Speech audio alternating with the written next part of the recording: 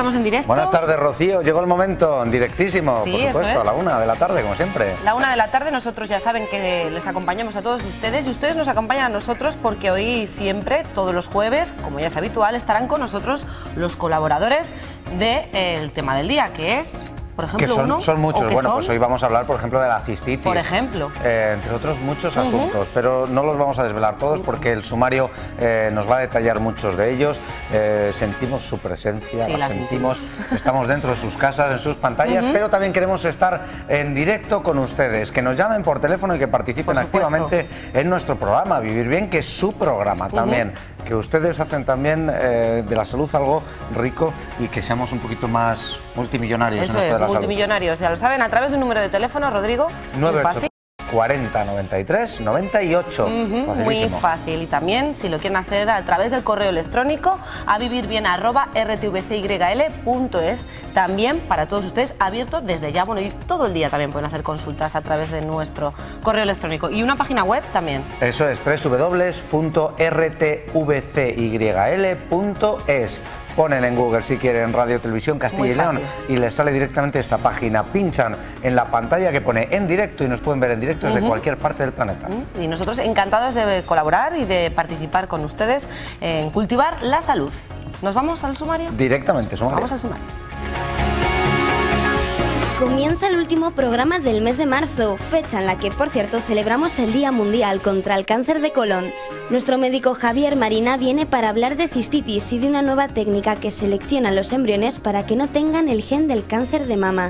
En nuestro apartado de psicología charlaremos con Jesús Niños sobre el ámbito educativo y qué figura tienen estos profesionales en los centros escolares.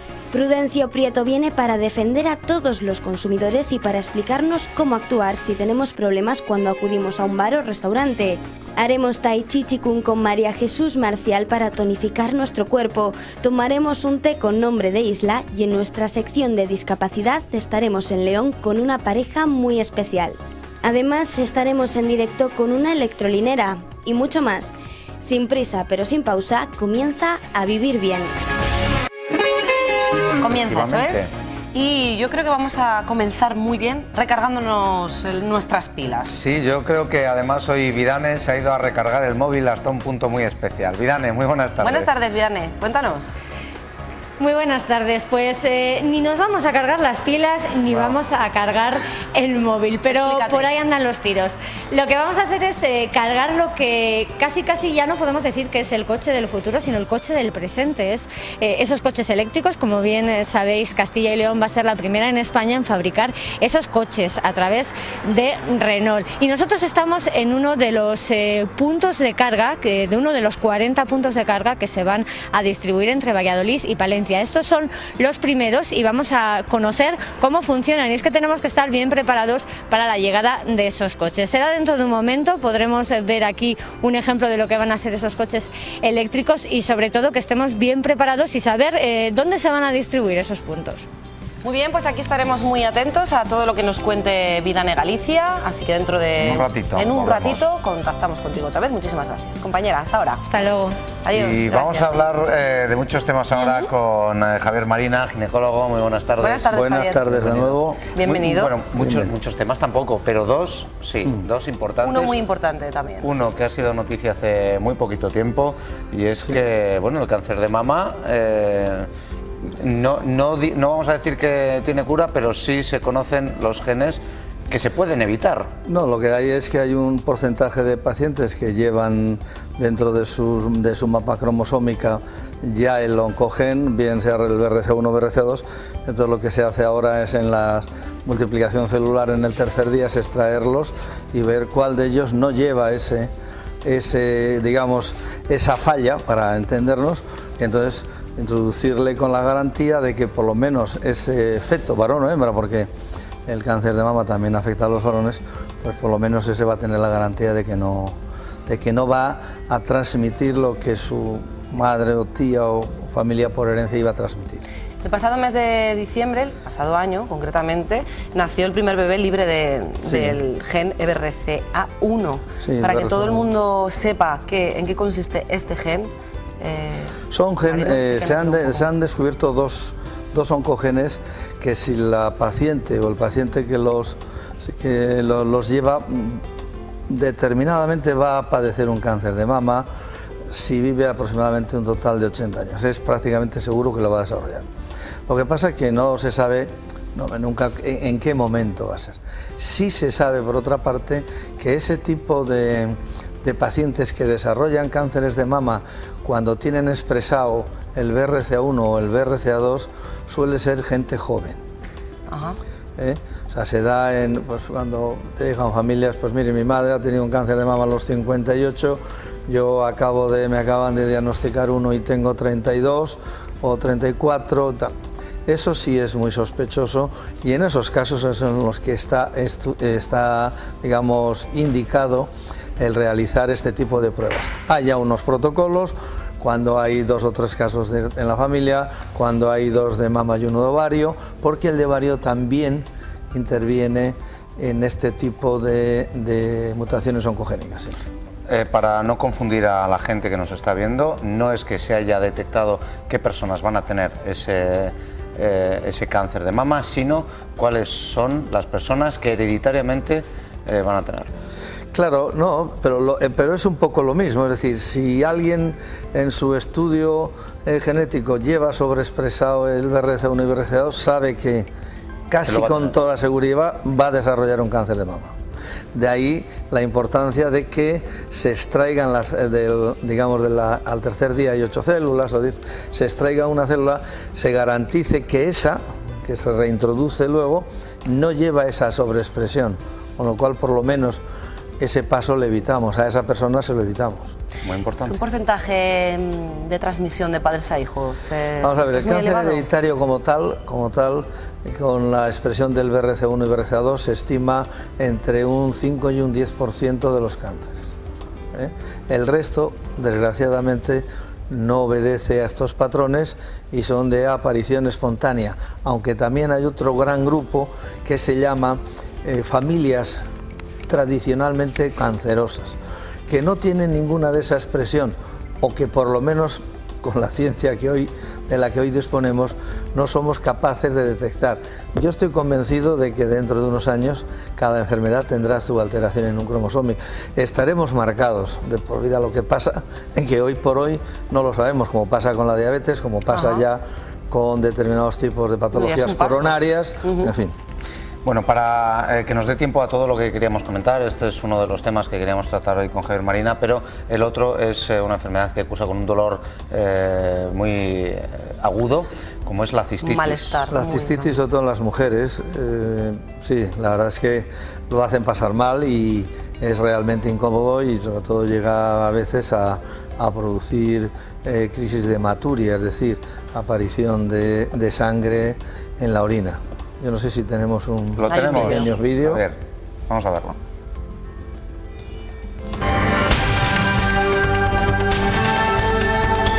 La causa más frecuente de cistitis es la infección por bacterias gram negativas. Para que un germen produzca cistitis, primero debe colonizar la orina de la vejiga y posteriormente producir una respuesta inflamatoria en la mucosa vesical. A esta forma de cistitis se la denomina cistitis bacteriana aguda. Afecta a personas de todas las edades, aunque sobre todo a mujeres en edad fértil o ancianos de ambos sexos. La cistitis puede tener distintos síntomas como fiebre, vómitos, dolor de lumbago, dolor en el aparato reproductor, dolor al orinar. Generalmente es muy dolorosa y requiere de medicamentos, pues se reconoce por ser la peor causante de sufrimiento entre todas las enfermedades terminadas en titis.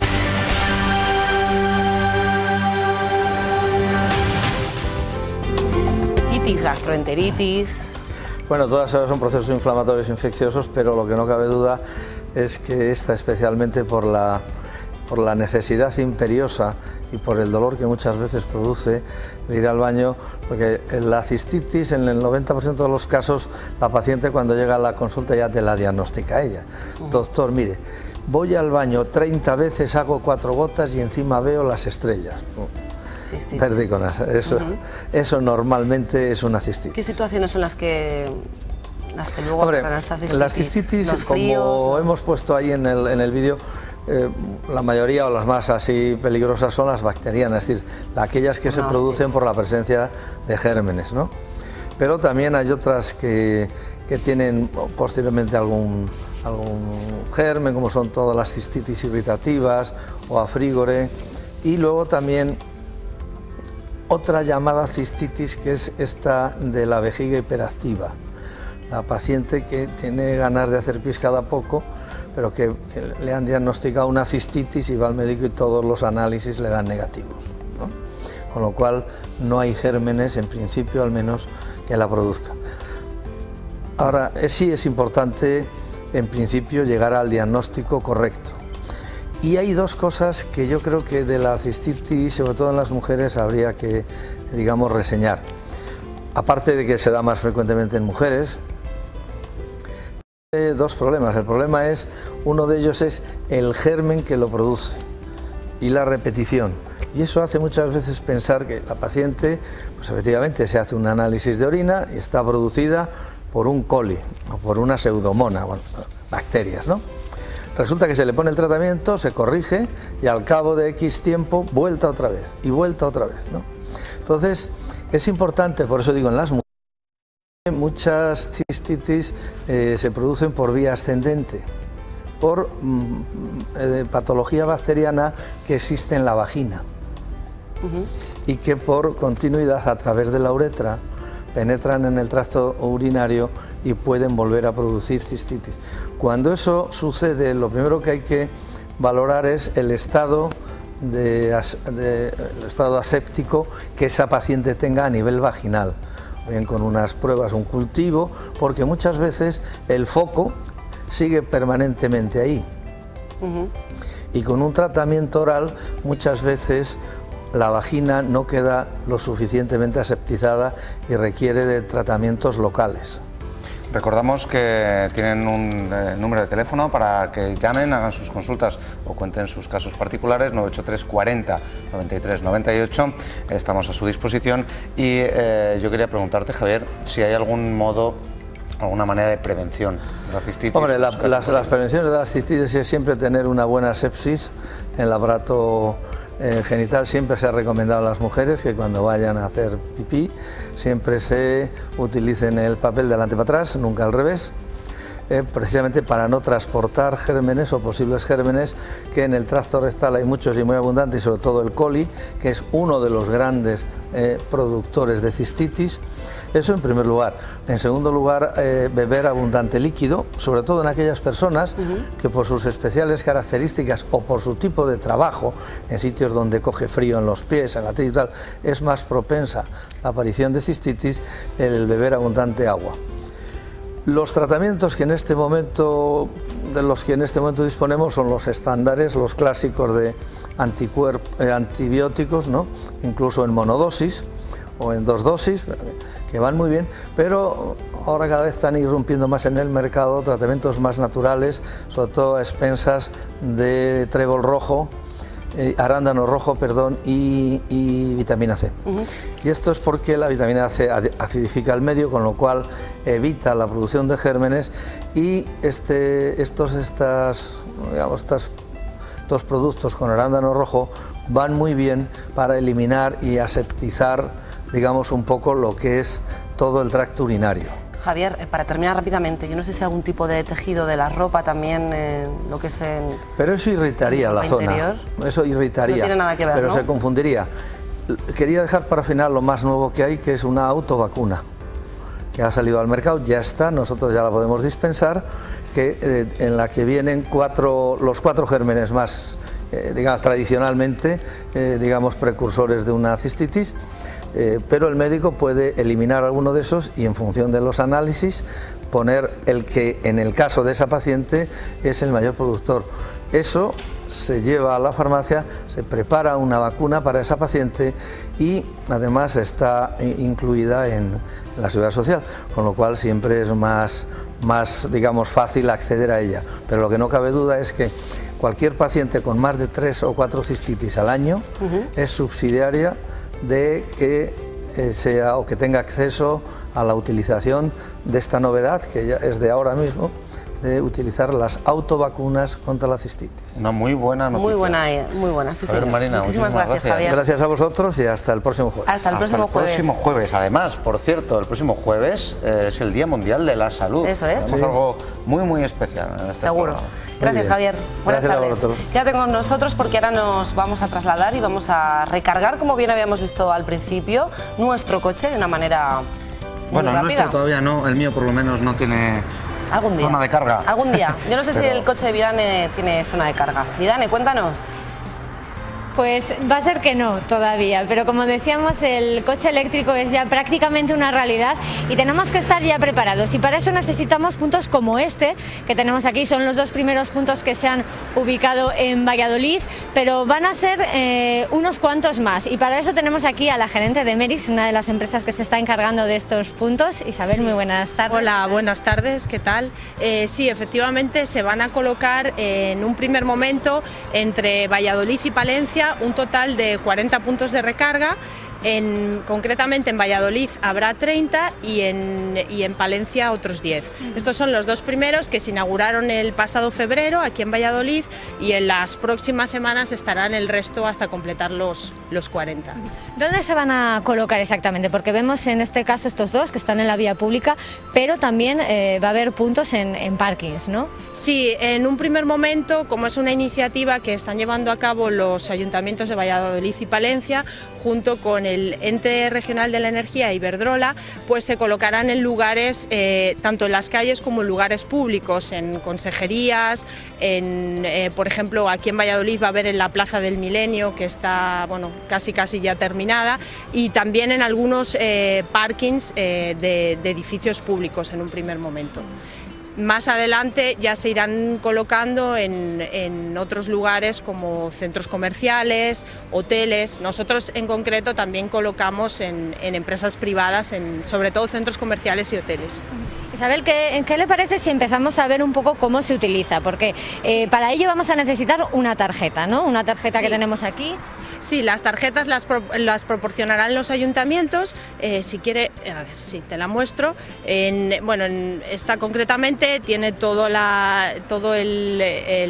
los logos de los ayuntamientos participantes, porque se trata del plan piloto, y en un principio la recarga va a ser gratuita. Entonces, todo usuario de vehículo eléctrico puede acercarse a su ayuntamiento y solicitar una tarjeta de este tipo, de tal manera que solamente si tienes una tarjeta puedes activar el punto de recarga y puedes proceder a la carga. Vamos a ir viendo cómo funciona.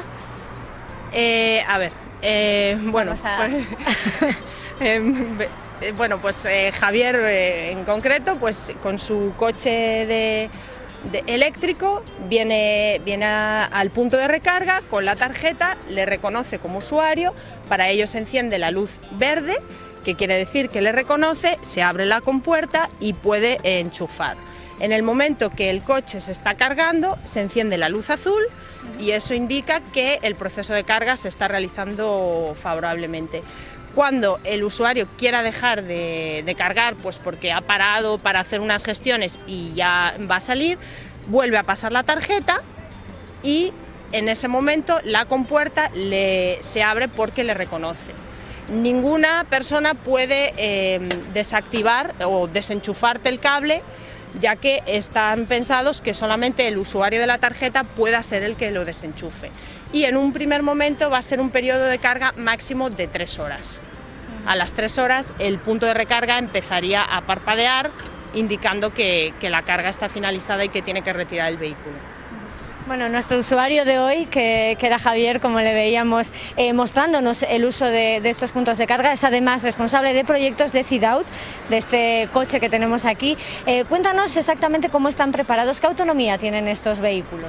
Pues los coches eléctricos en un principio van a tener una autonomía en torno a 100-150 kilómetros, que está calculado que cubre las necesidades del 90% de los usuarios.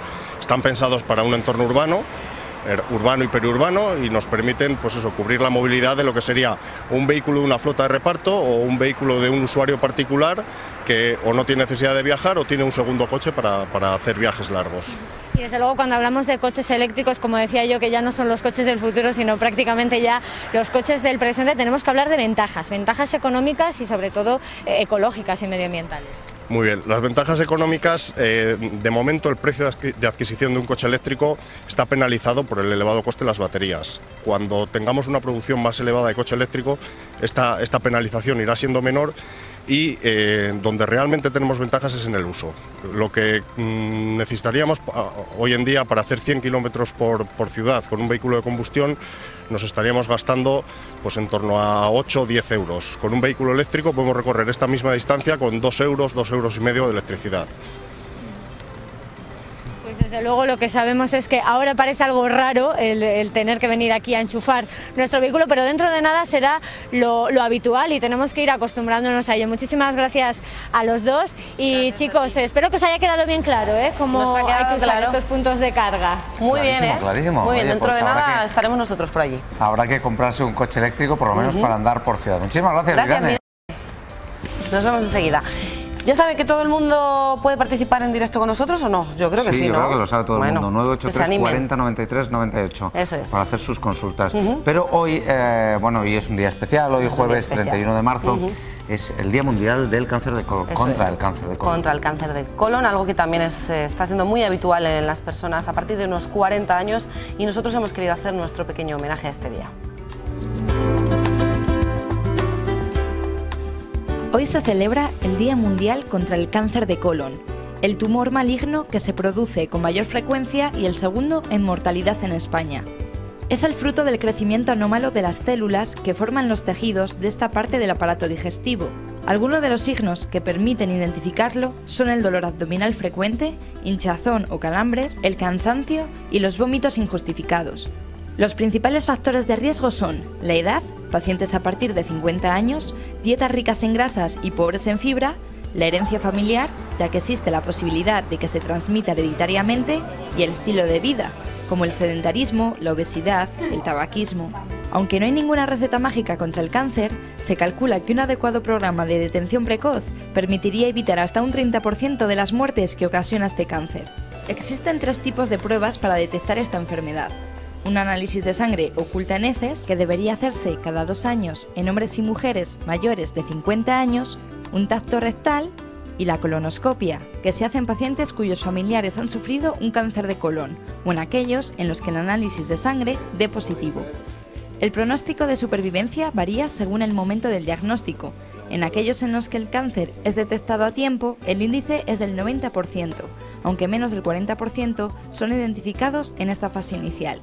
Si el cáncer se disemina ya a órganos o ganglios linfáticos cercanos, la tasa disminuye a un 65%, y si se extiende a órganos distantes, la supervivencia a 5 años no supera el 8%. Los avances en materia de prevención y de diagnóstico precoz, que permiten hacer una selección mejor de la población de riesgo a través de unos test, son cada vez más precisos y permiten ver las lesiones con mayor antelación. Además, las cirugías son cada vez menos agresivas y los nuevos medicamentos biológicos, como los anticuerpos monoclonales, también han mejorado el pronóstico. Así que ya saben, coman con regularidad cereal rico, hortalizas y pescado, y eviten la carne roja y la grasa de la carne, la vida sedentaria, el alcohol y el tabaco. Así, las probabilidades de contraer esta enfermedad serán menores. Y no se olviden tampoco de estas revisiones a partir de los 50 años, que sin duda ayudan a prevenirlo y a diagnosticarlo a tiempo. Bueno, seguiremos luchando contra el cáncer de colon. Nos vamos a ir a publicidad, pero vamos a volver porque además está ya preparado nuestro siguiente colaborador, ya lo saben, vamos a hablar de consumo, que la gente consume mucho y está ahora la historia con lo de la ley antitabaco en los bares un poco complicada. Sí, pero no es el único ámbito por el cual se reclama en los restaurantes. Vamos a ver todo esto en tan solo unos minutos con Prudencia. Hasta ahora. ¿Sabe lo que es un pólipo? Sí, son como masas de grasa que pueden ser, en general suelen ser benignas. Pues unas células que han crecido pero normalmente no son malignas. Pues tener un pólipo en la garganta. Sí, una especie de una masa. Se forma en la garganta o donde sea, bueno, en el aparato digestivo. Eso creo que está relacionado con el corazón. Un pólipo, pues una inflamación en algún órgano. Pues que tiene la gente así en la garganta, eso es un pólipo. Pues como una verruga. Un pólipo, pues como una especie de tumor, puede ser bueno o malo. Pues no tengo ni idea, como un bulto o algo que molesta en alguna parte. ¿Sabe por qué se forma? Ah, pues digo yo, será por la dieta y esas cosas, ¿no? Por la forma de vida que llevamos.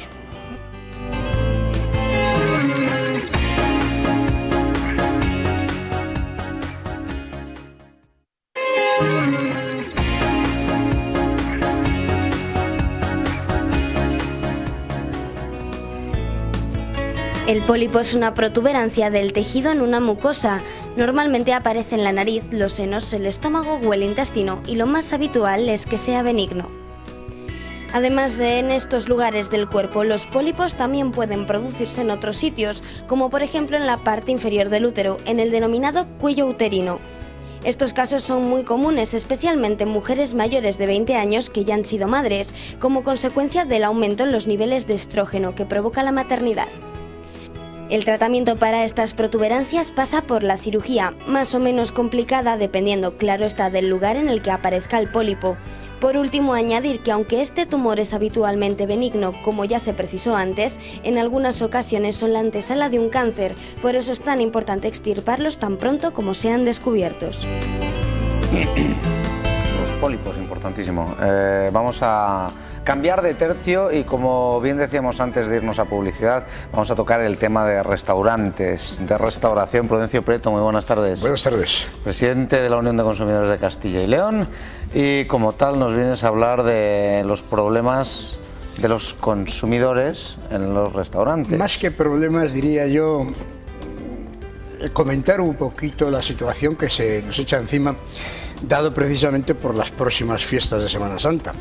Que están aquí a la vuelta de la esquina. Vaya por delante que los resultados de la restauración en Castilla y León no es que hayan ido a mejor, tampoco han ido a peor, se mantienen.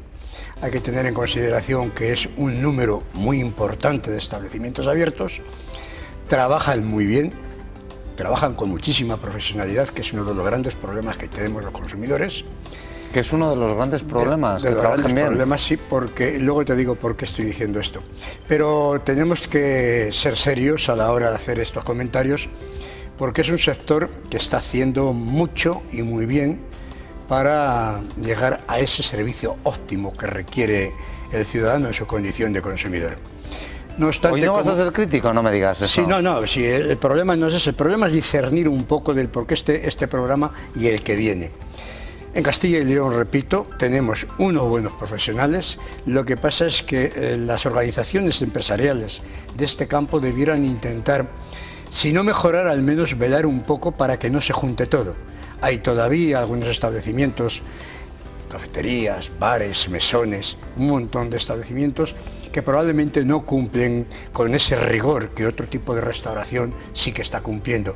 Y debieran no solamente de intentar mejorar, sino empezar lo que dijo aquello de la Biblia, separar el polvo de la paja o el grano de la paja.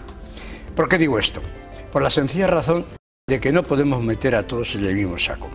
Llegan las fiestas ahora de Semana Santa y el que puede se va a marchar unos días y nos encontramos con todo lo que llaman las costas.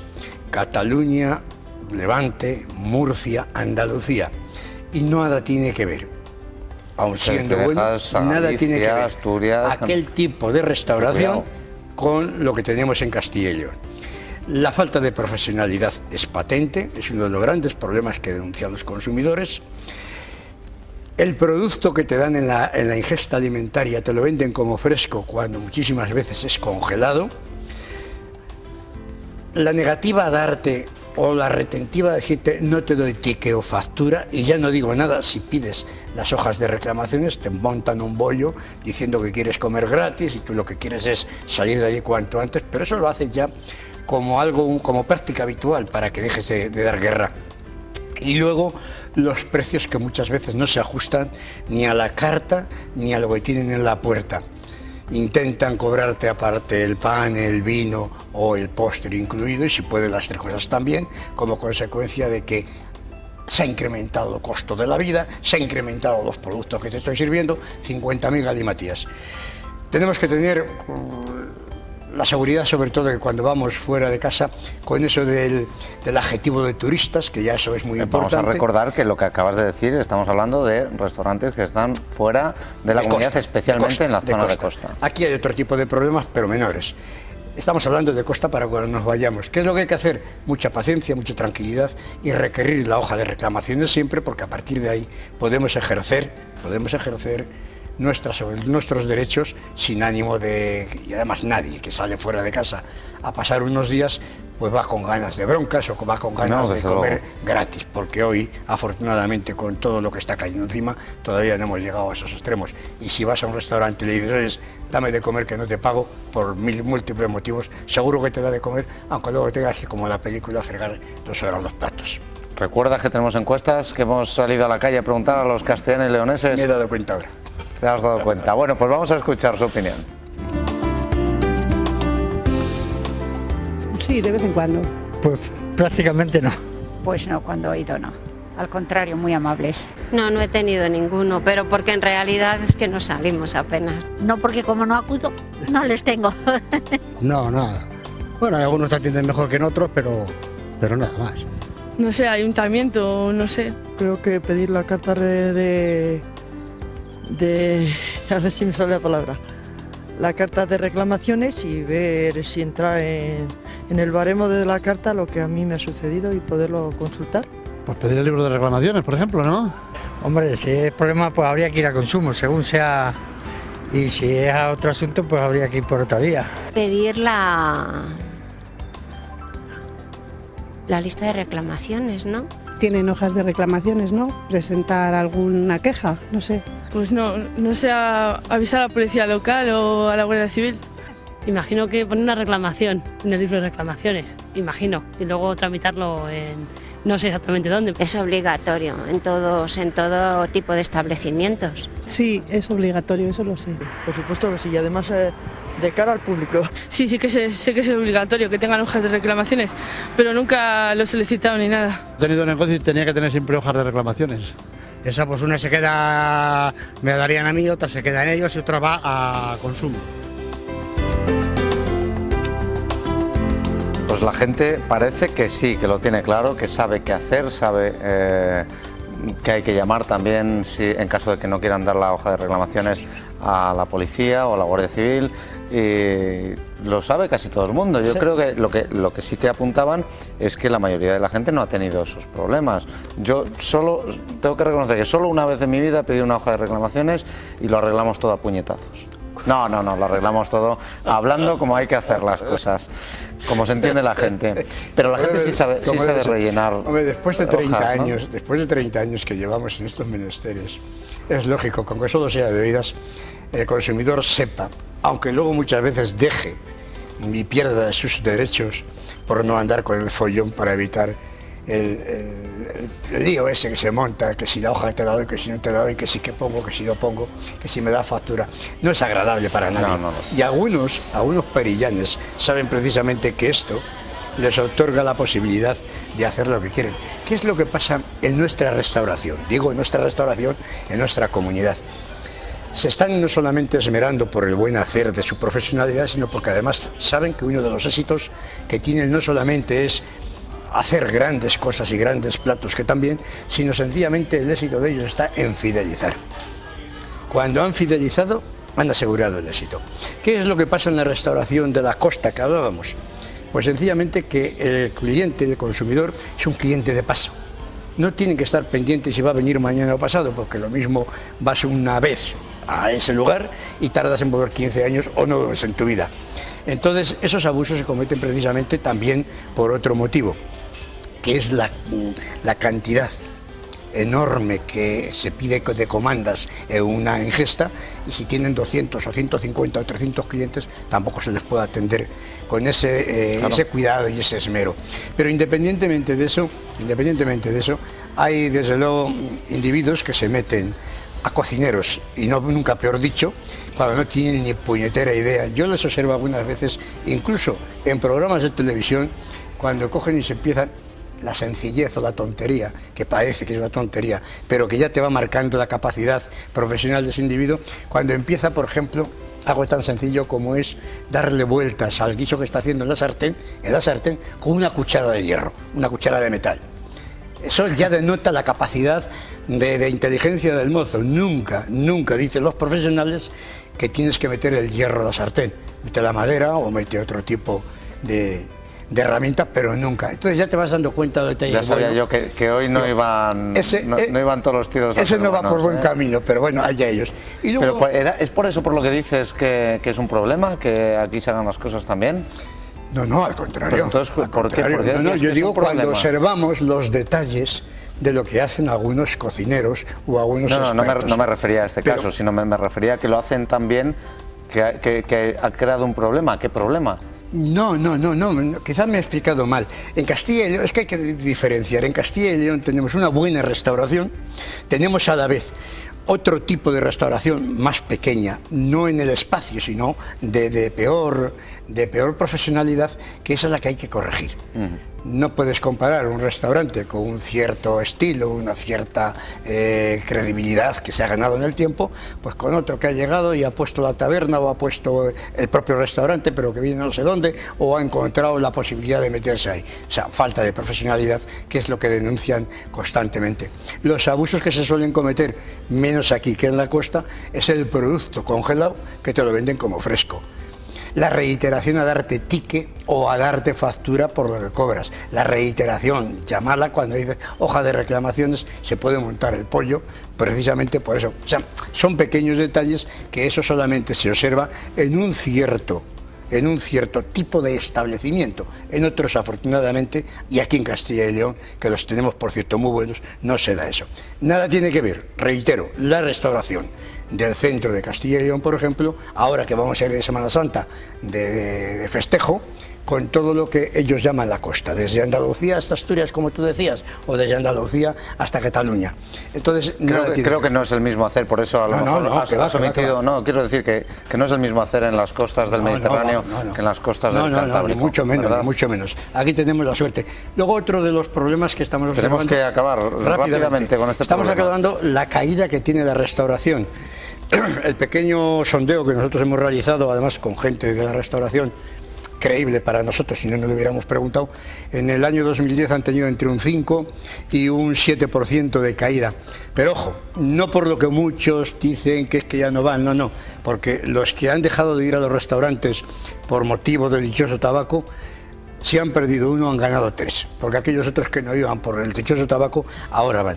Lo que pasa es que la caída económica de los consumidores hace que haya una retención para ir al consumidor. Hace igualmente que si antes iban 3 veces al mes, ahora vayan una. Hace igualmente que los trabajadores que antes comían en el restaurante, ahora se llevan la comida de casa. Igualmente, y termino, por ejemplo, la elección de restaurante. Incluso aunque vaya en contra de la calidad, pues se van buscando el buffet, se van buscando la comida rápida, se van buscando ese tipo de llamados de comida basura, etcétera, etcétera.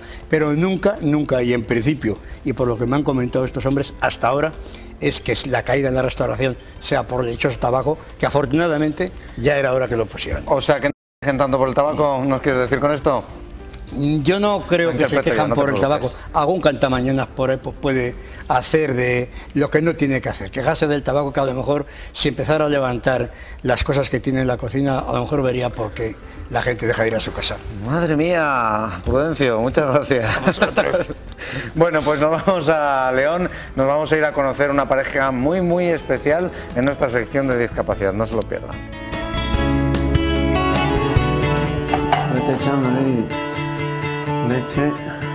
¿Tengo unas cucharas? Sí. Comienza el día para Rocío y Félix. Se levantan por la mañana, desayunan, hacen las tareas del hogar y van al trabajo. Todo lo que hace una pareja como otra cualquiera, porque ellos tienen discapacidad intelectual, pero son completamente independientes. Llevan juntos mucho tiempo, pero en esta casa conviviendo cerca de un año. Pues nos levantamos a las 7 y mientras él viene a desayunar, yo me lavo, me aseo y luego vengo para acá a desayunar también. Y él luego va, se asea y hace la cama. Y luego yo, cuando termino de desayunar, pues recojo lo del desayuno. Y es que hay que repartirse las tareas, es lo que tiene la convivencia. Bueno, pues tuvimos la decisión de venir porque me gustaba estar con ella. Fue ella la que me dijo que si salíamos de los pisos de Asprona para vivir. Y mi familia, bueno, de momento bien, lo vio bien. Salí un día a tomar un café y vi este piso así, de alquiler. Digo, vamos a llamar a ver. Y llamamos, bueno, y bien, estamos a gusto aquí. La verdad que tuvimos muchísima suerte y bueno, tanto la familia de él como la familia mía pues nos han ayudado, nos han apoyado en todos los aspectos. Y sí, nos decidimos, vinimos para acá y estoy muy contento con ella. Hacemos las cosas, la tarea uno cada uno y bien. Y me gustó esta idea. Y cada uno a su trabajo, arranca la jornada laboral. Félix limpia en varias empresas. Hoy le toca esta peluquería. Limpio cristales, quito cualquier cosa, pegatinas, pintura, lo que me manden. Si tengo que limpiar alguna vez el suelo, pues se me ha caído agua, pues el suelo, cosas así. Sí, eso sí, es el oficio que más me gusta. Y que sea un poco engorrioso a veces, porque están sucios, pero bueno, presta a limpiarle y que se vea que están limpios. Pues Félix es una persona muy divertida, siempre que viene a limpiar es muy eficiente, siempre está cantando, es muy agradable, viene cada 15 días y lo mismo por la parte exterior que interior, lo hace muy bien y siempre muy contento. Rocío tiene un trabajo muy similar, pero en Santovenia, una localidad muy próxima a la capital leonesa. Mantiene bien limpias las dependencias municipales. Pues antes de aquí voy primero al colegio de Santovenia. Después cuando acabo vengo para aquí. Cojo las cosas y lo primero que hago pues hacer los servicios y luego ya me pongo con las papeleras y luego me pongo a barrer, a limpiar el polvo y a fregar. Además de ser encantadora, estamos muy a gusto con el trabajo que hace tanto Rocío como todos los trabajadores que tenemos en los servicios de limpieza que nos llevan la limpieza, valga la redundancia, de los edificios municipales y bueno, pues estamos muy contentos y además lo que te digo, son encantadores.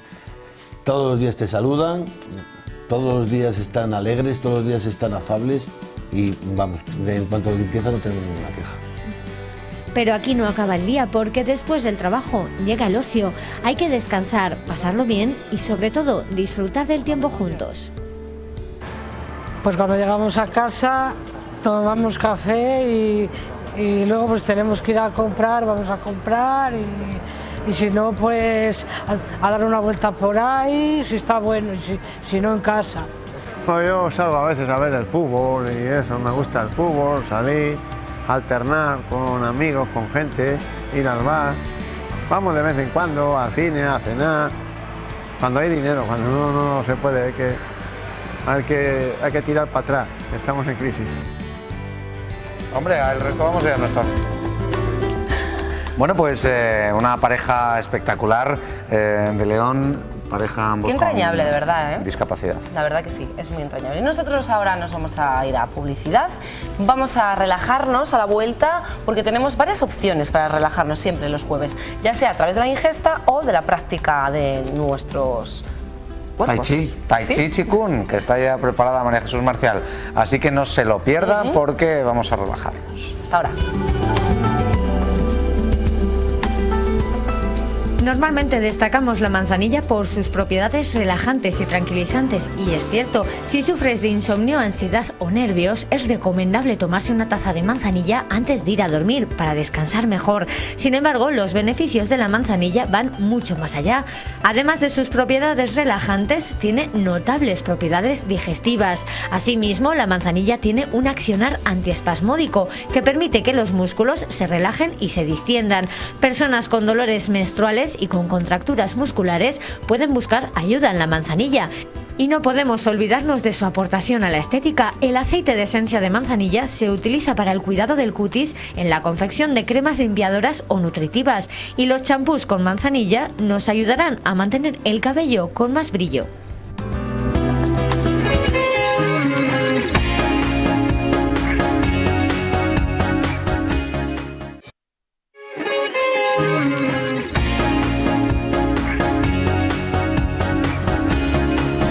Regresamos en directo, seguimos, ya lo saben, muy cerquita ya de la hora de la comida, pero antes vamos a relajarnos. Pueden participar, ya lo saben, en directo con nosotros a través del número de teléfono. 983 40 93 98, lo ven en pantalla, y también un correo electrónico que queremos que nos manden la respuesta a una pregunta que les vamos a hacer para ganar un desayuno saludabilísimo. ¡Ay, qué ricos los desayunos de Saborea Té y Café! Esta semana vamos a hablar de algo como muy tropical. ¿Qué te parece? Sí, no, me he quedado sorprendido tiene nombre de isla, es muy tropical, sí, bueno, pues y un color fabuloso. Vamos a verlo. Lo conocemos ya.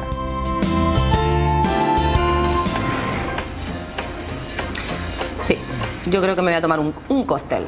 Hawái, concretamente. Hibisco, escaramujo, pasas, trozos de piña escarchada y muchas otras cosas hoy en nuestra sección de Saborea. El té, ya lo saben, a vivir bien. Si quieren probarlo, si quieren degustarlo, este té es espectacular. Un té frío. Quédense conmigo que comenzamos. Una semana. Y uno más suavecito, pero con la misma idea. Las manos. Hacen un pequeño círculo delante y atrás. Fijaos que es el tronco el que hace que los brazos vayan de un lado a otro. Tomo aire y suelto. Deja que entre el aire. Deja que salga, relaja. Toma aire. Y la cabeza no debe girar hacia atrás. La cabeza, la boca, la nariz, en la línea con el ombligo. Los brazos no hay que levantarlos, no hay que hacer fuerza, nunca. Gira, deja que entre el aire, suelta el aire y relaja la espalda. Toma aire.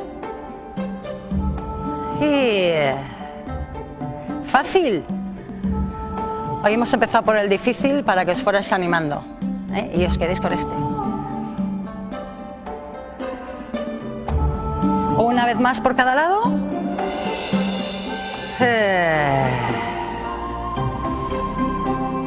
Y repasamos el primero. Ahora que habéis cogido calor. Tomo aire. Y tomo aire. Los que lo estáis practicando estaréis notando ya bastante calor, Es ideal, a mí me gusta practicarlo, sobre todo estos días como ayer, antes de ayer, que hemos tenido viento. El viento está relacionado con el elemento madera, es el que mueve las esporas, todo el polen, para que la naturaleza luego se alimente y tenga semillas, pero también nos mueve a nosotros y nos remueve bastante por dentro. Nos puede ocurrir que nos dé dolor de cabeza, presión en la cabeza, en el cuello, y esos ejercicios alivian un poco eso, Hoy ya se ha parado el viento, pero bueno. Inspira. In. Y Qué relajación, María Jesús, qué relajación. Ay, de verdad, que a gusto me quedo yo con María Jesús Marcial. Bueno, por cierto, vamos a decirlo, la música que sonaba es música de María Jesús Marcial, ¿verdad? Sí, me estaba desconcentrando. Ya lo sé, lo has dicho.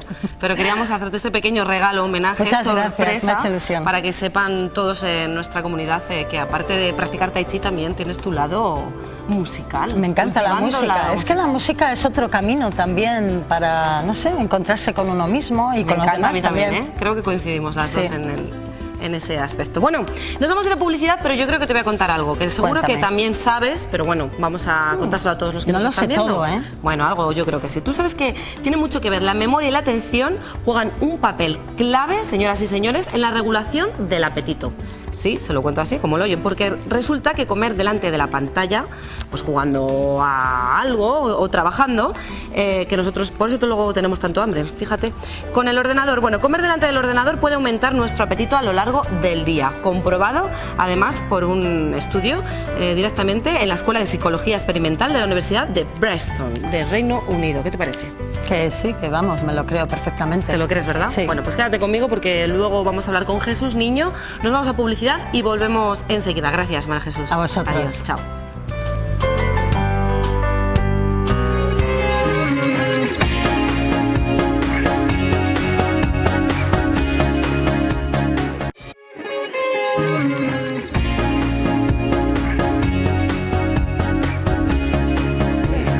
Bueno, pues estamos de nuevo aquí, estamos cantando Sí, las 2 y 7 estamos- porque nos lo pasamos muy bien. Sí, relajados Muy bien. también y desestresados, que eso es muy importante. Nos vamos a Ávila. Vamos a Ávila porque allí se está celebrando un congreso importantísimo, 400 profesionales de la medicina y la salud pues se han concentrado allí para darle una vuelta a todo esto del ámbito salud. Algo muy grande que está ocurriendo en nuestra comunidad y por supuesto nosotros en A Vivir Bien no podíamos dejar de estar allí. Vamos a ver.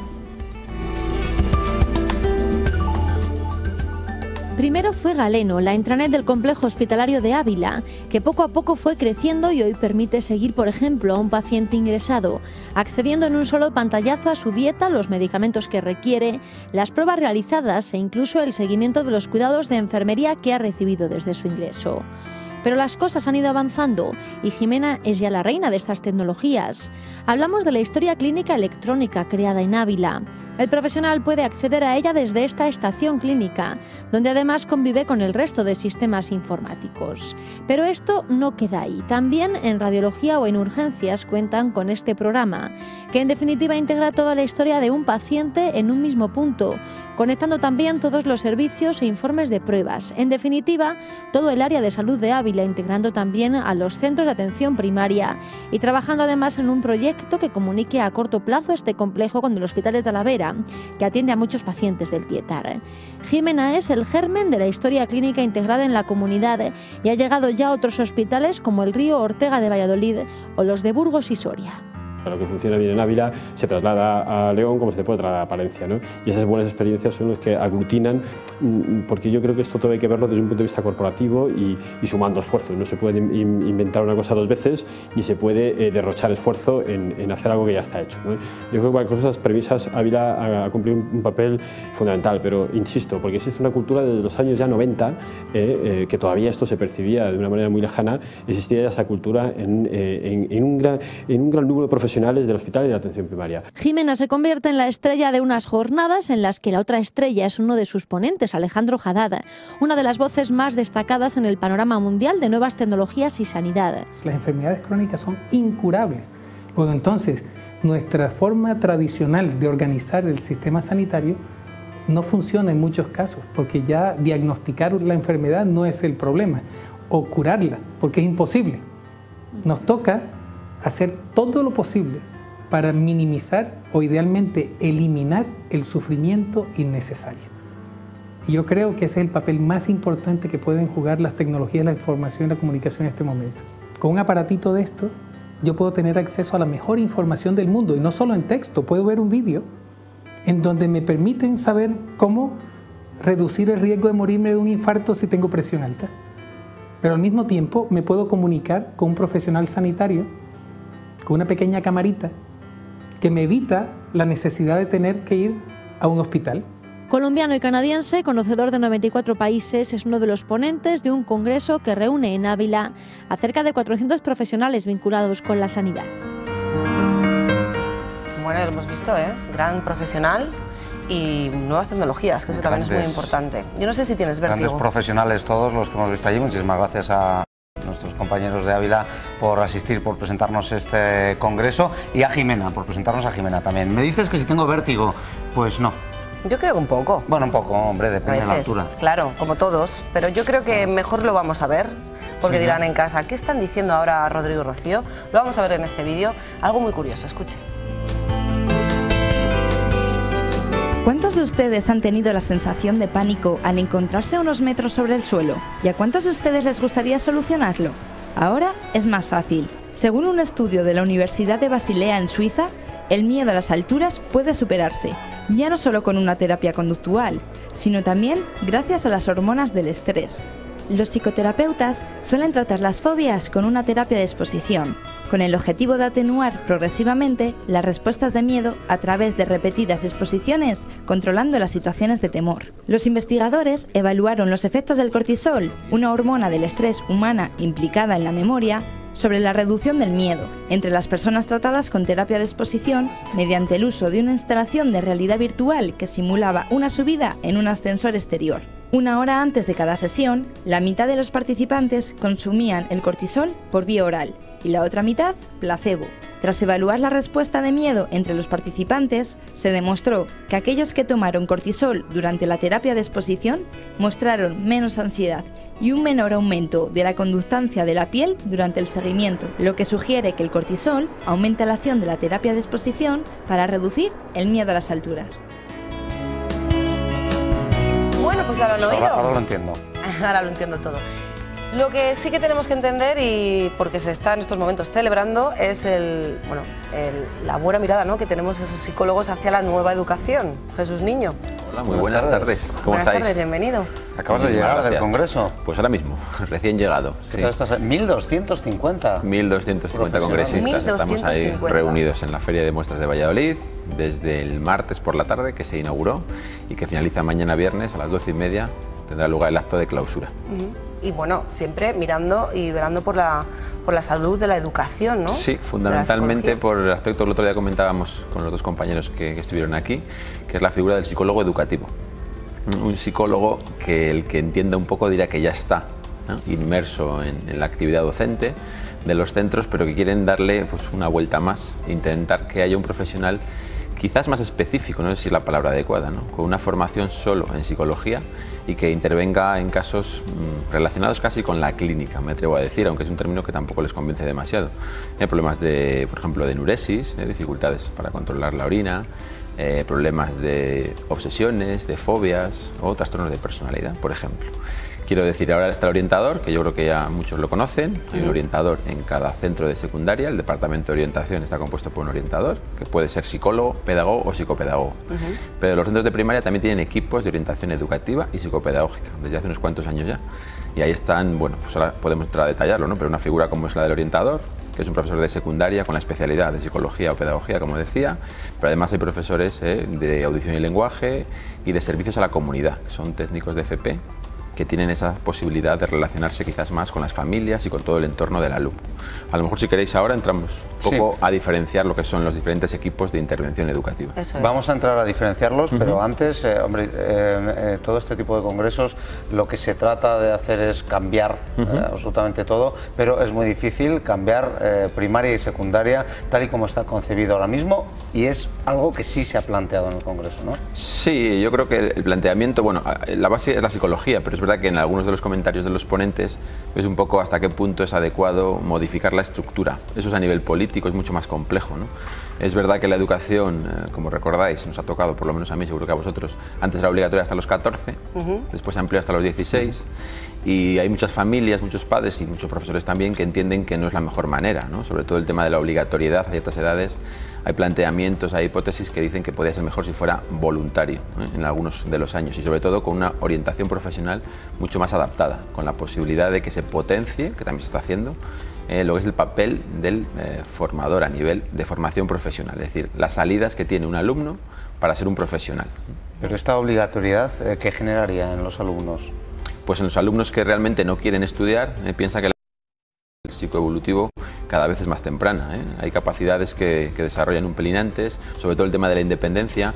Hay adolescentes que deciden dejar de estudiar independientemente de lo que les marcan en casa. Entonces hay chicos con 14, 15 años que ya vienen de un fracaso escolar. El fracaso escolar se entiende cuando no finalizan, pero que tienen muchas asignaturas suspensas, que no están nada motivados en el centro, que dan problemas de conducta y que prefieren dejar de estudiar.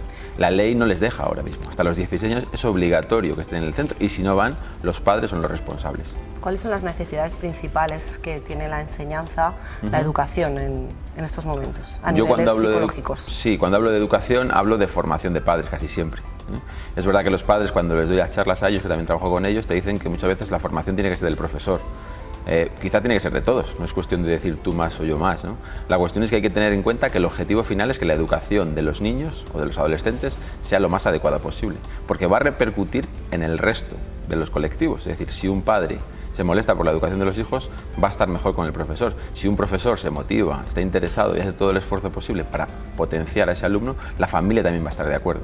Con lo cual, yo cuando hablo con ambos colectivos les digo, no hace falta que el profesor y el padre se lleven excesivamente bien, pero hace falta que estemos todos implicados en el aspecto educativo de los más jóvenes. Independientemente de que yo tenga pues, mis opiniones sobre cómo educa un profesor a mis hijos, yo intento no manifestarlo nunca en público, nunca hablaré mal a mi hijo de su profesor, porque eso es contraproducente. Siempre le tengo que estar alabando y tengo que decir que el profesor que tiene mi hijo es el mejor. La hija mayor mía se da cuenta que siempre me toca el mejor, ¿no? Pero claro, porque cada año insistimos en pensar que es el mejor. ¿Por qué? Porque si yo potencio eso, la atención en clase va a ser mucho mayor. Sabemos que un alumno en clase puede estar más o menos entre el 50 al 70% del tiempo atento, el resto del tiempo no. Pero imaginaos si digo que el profesor que tiene es un desastre, que no vale para nada o que no sabe enseñar. ¿Cuánto tiempo va a dedicar mi hijo a escucharle? Si su padre o su madre dice que no es un buen profesor, le estamos haciendo un flaco favor. Puede pasar a la inversa, que un profesor también hable mal de un padre. También un error grosso, importantísimo, porque eso va a repercutir en la relación entre padre y profesores y al final en lo que nos interesa, que es la educación de los niños. Lo malo es que el flaco favor no se lo haces directamente al profesor, sino que se lo haces a tu propio hijo. Exactamente, eso es muy importante, esa reflexión, ¿no? Que los padres se den cuenta que tienen que hablar siempre muy bien de los profesores. No digo que se lleven bien, que sean amigos. Luego vengan conmigo, hablamos, charlamos, intentamos modificar si se puede. Pero delante de los niños eso de ese profesor es un inútil, no vale para nada o es un desastre, ¿para qué? Es decir, ¿qué sentido tiene? Si me dijeras que vas a cambiar el niño de centro, pues bueno, hasta cierto punto dices, bueno, habla mal si quieres. Pero está el niño en el centro, va a seguir en el curso educativo. ¿Para qué haces eso? ¿Qué sentido tiene? Si hay algún inconveniente, charlamos, nos juntamos, hacemos una tutoría, intentamos solventarlo, pero nunca delante de los niños. ¿Qué líneas de actuación se deben seguir, ¿no? Para que todo esto que nos está contando Jesús Niño en diferentes colegios o universidades? Sí, como os decía, hay una estructura ya creada, ¿no? Hay equipos de atención temprana que intervienen con niños muy pequeñitos, luego están equipos generales que hay en todas las provincias, en todos los lugares que intervienen por zonas, y hay equipos específicos de psicólogos, de orientadores que están interviniendo, por ejemplo, en discapacidades a nivel auditivo, a nivel motórico, ¿vale? Pero también estamos trabajando ya con superdotados, que quizá les hemos dejado un poco abandonados. Claro. Siempre pensábamos en que los discapacitados necesitaban ayuda, evidentemente que la necesitan, pero los padres de niños con altas capacidades también te dicen, oye, igual que les das más atención a ellos, ¿por qué a los míos no? También son necesidades específicas, también hay que intervenir, hay que ayudarles. ¿Cómo? Pues muchas veces acelerando o enriqueciendo, es decir, le tienes que dar más contenidos porque son capaces de asimilarlos. Y acelerando, se le puede adelantar un curso, eso mucha gente no lo sabe. Te puede saltar un curso académico si hay un informe que lo acredita. Es decir, en vez de hacer sexto, paso directamente, bueno, secundaria no suele ser la etapa más adecuada. Segundo de la ESO, primero claro, de la es decir, ESO. me salto primero, paso a segundo, por ejemplo. Depende un poco de las circunstancias. Eso es posible y se hace en algunos casos, aunque muy poco. Se conoce menos que a la inversa. Mucha gente conoce al profesor de apoyo, al que saca al niño con alguna discapacidad a nivel psíquica, alguna deficiencia, e interviene con él. Pero no conocemos tanto esa misma figura, que es el mismo el que interviene con niños con altas capacidades. Entonces, hay equipos específicos. Y hay otro equipo específico de orientadores que trabajan con temas de conducta, problemas de alteraciones de conducta, ¿vale? Eso en equipos de orientación, que es hasta sexto, 12 años. Pero luego tenemos también departamentos de orientación en los centros de secundaria. Te estás riendo porque se te ha caído el boli. No, pues he visto reíros, pues yo no lo puedo boli es al tacón, es una cosa esto es lo normal, ¿no? Entonces, importante lo del congreso, ¿no? Que la figura esta del psicólogo educativo está un poco, yo creo que a complementar esta figura del orientador. Entonces, yo creo que el matiz está en la pedagogía, ¿no? Hasta qué punto quieren que la persona que entre ahora sea psicólogo, con la formación específica en psicología y luego con un máster específico para trabajar en secundaria. Y además, ¿quién no lo quiere esto? Eso digo yo. No es que no lo quieran, es que hay orientadores que dudan de cuál es su papel entonces. Es decir, si eso que van a hacer los nuevos lo estamos haciendo ya, ¿por qué no ampliamos plazas y creamos más plazas en lo que es el personal del centro, en plantilla, para que en vez de haber un orientador en cada departamento? Hablo de institutos muy grandes, solo hay un orientador. ¿Por qué no creamos dos plazas en vez de una? Entonces, el problema que ayer había un buen debate, que es en las dos charlas que estuve yo, 2 simposios, en los que se creaba, los orientadores no estaban muy de acuerdo en que entrase una figura nueva sin saber muy bien para qué. ¿Por qué no creamos más plantilla, o sea, más trabajadores con ese mismo perfil? Sin embargo, desde el Congreso ya hay un acuerdo, un preacuerdo, por así decirlo, establecido, que todo indica que va a ocurrir eso, que va a haber una figura nueva en el centro. Pasarán años, supongo, esto va lento, pero que sea psicólogo educativo y que intervenga, hombre, lógicamente codo con el orientador, pero con la titulación de psicología exclusivamente. Eso Estaría muy bien. Claro, hay una leyenda negra que pesa sobre los orientadores, es que trabajan poco. Hemos hablado no es verdad, de ello. No es cierto. Algunos ni la han conocido, claro, ¿no? pero efectivamente, yo no recuerdo la figura de orientador en mi colegio. Posiblemente lo hubiera, pero yo no. Entonces, no sé qué porcentaje de trabajo tienen estos orientadores ahora mismo actualmente en los centros. Pues ahora mismo están desbordados. Quiero decir, porque las intervenciones, si hablamos de un departamento de orientación, hacen como 3 líneas de actuación básicas, que es el apoyo al proceso de enseñanza y aprendizaje. Es decir, intervienen con profesores para darles pautas a nivel de enseñanza. Intervienen con los alumnos para intentar ayudarles en el proceso de aprendizaje, de adquisición de nuevos conocimientos.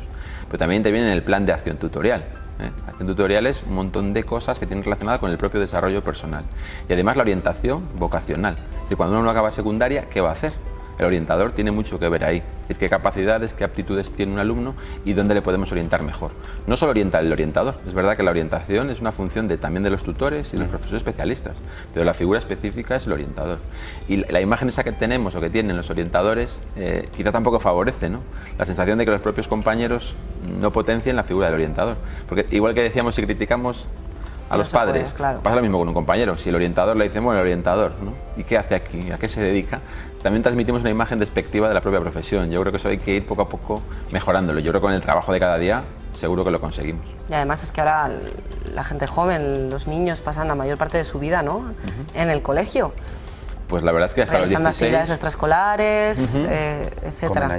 Comen allí, está claro. Prácticamente hacen su vida en el Realmente la etapa educativa tiene mucho peso. Hay que pararse un poco y reflexionar el tiempo que pasan los niños a lo largo de su vida en un centro educativo y la importancia de que el centro esté acondicionado, pero en aspectos físicos, en aspectos de recursos materiales y en aspectos de recursos personales. Es decir, que haya buenos profesionales, que haya buenos profesores y que haya buenos orientadores, ¿no? Buenos psicólogos educativos, lo cual yo creo que es clave para la evolución posterior. Recordad que los niños luego no van a ser niños que vivan en su familia, que van a relacionarse con otros niños. Por supuesto. Entonces no me vale con que un grupo de niños esté bien preparado, bien educado, ya, pero es que esos niños luego van a salir a la calle y se van a relacionar con otros que a lo mejor no han tenido esa formación y esa capacidad de aprendizaje. Por tanto, al final es un poco culpa y responsabilidad de todos.